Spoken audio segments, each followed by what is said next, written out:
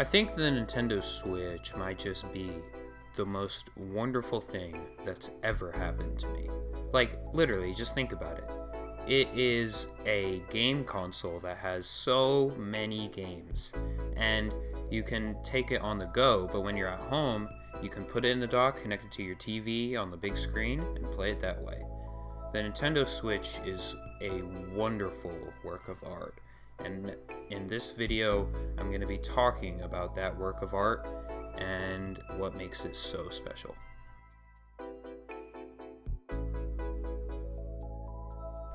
Number one, right off the bat for Nintendo Switch features is the Joy-Cons. Although many people think and know that they have a lot of flaws, which is true, they are still great video game console controllers because they can detach from the console and they have motion controls and so much more. Then there's the feature that makes the Nintendo Switch, which is the ability to take the Nintendo Switch on the go and the ability to also be able to put it on the TV at the same time and play it that way. The Nintendo Switch comes with a dock in every Nintendo Switch system, and the dock is meant to let you be able to play it on the TV, and all you have to do is connect it to power and put the HDMI cable in, plug it into your TV or monitor, and you're all set. The Nintendo Switch is just so great when it comes to this feature because people who like playing in handheld mode are very satisfied with this console, and people who want to play on the TV too, just like you can only do on the Xbox and PlayStation consoles, you have that option too. So there's just options here, and that's what makes the Nintendo Switch, this Nintendo Switch feature, so great. The third and final thing I'm going to talk about for the Nintendo Switch features is the Nintendo Switch's massive game library. Yes, while it isn't as big as other systems' game libraries, it still has a pretty massive game library, so it's one of the Switch's main things. I mean, you pick up a Switch to go play the games, right? So, yeah, but you definitely won't be disappointed here when it comes to the Nintendo Switch games. There are so many to choose from, and if a certain one doesn't suit you, then you can just, pick up a different one or try a different one. And yes, they are like $60, but I mean, that's just the world we live in with all consoles today. So yeah, the Nintendo Switch game library is just so vast and massive, and there are so many games that you can get, and I think it's just really cool that Nintendo Switch, as hybrid as it is, still has so many games on it, and mind you, so many games that are really good too. So when it comes to Nintendo Switch cons, there are a lot of things that aren't exactly ideal or practical, or just things that the average user really would want more of or wouldn't like. So some examples of that are Joy-Con drift. As great as the Joy-Cons are, I mentioned that there are a lot of problems with them. And one of those problems is the Joy-Con drift, which is a pretty big issue.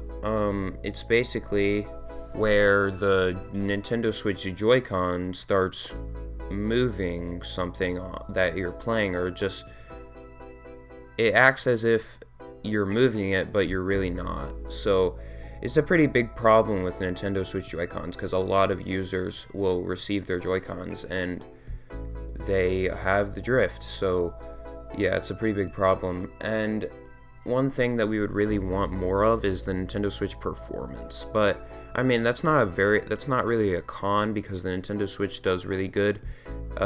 Even after 5 years, 2022, 2023, it's still doing really good. It's just the performance is, it could be better. So another con of the Nintendo Switch is its very expensive first-party games. So I've talked about how if you want to go pick up a Nintendo Switch and you want to get some games, you're gonna have to pay a pretty big price of $60 for the first party games.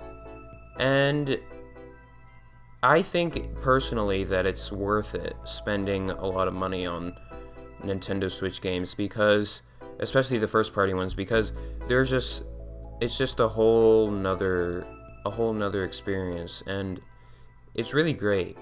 However, just having to pay that price over and over again for the games that you really love can get kind of annoying.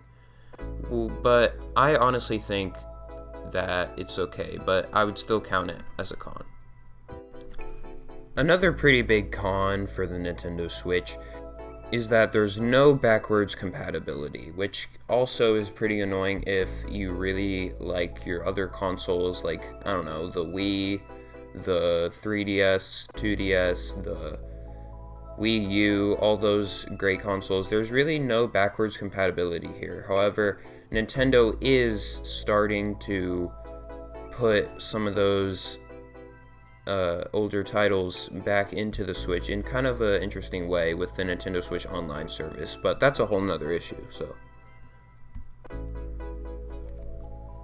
lastly, for this video, I'm going to include a should you buy section, and I think you guys already know what I'm going to say. Yes, of course, you need to buy the Nintendo Switch. Like, you have to. It's just too good of a console. It's a hybrid console that you can put in the dock and take on the go, play some great, wonderful, amazing titles on the system. I just think it's really, really a great, wonderful, awesome console. And yes, you should buy. Now, the Nintendo Switch starts at $300, and we are expecting to see another Nintendo Switch model this year. I've watched some leaked videos on that. But there's also the Nintendo Switch Lite, which is their handheld, and then there's the Nintendo Switch OLED, which is the max you can get right now. It's the best model you can get, and if I were you, I would go for that, because I don't have the Nintendo Switch OLED, but I have like a 2018, 2019 Nintendo Switch, so yeah, it's a really great console, and I definitely think that you should buy it. It is just so great. Anyways, guys, thank you guys so much for watching. Make sure to subscribe, leave a like, comment down below what you thought, and punch the notification bell if you feel like it. And thank you guys so much for watching. I will see you guys in the next video. Goodbye.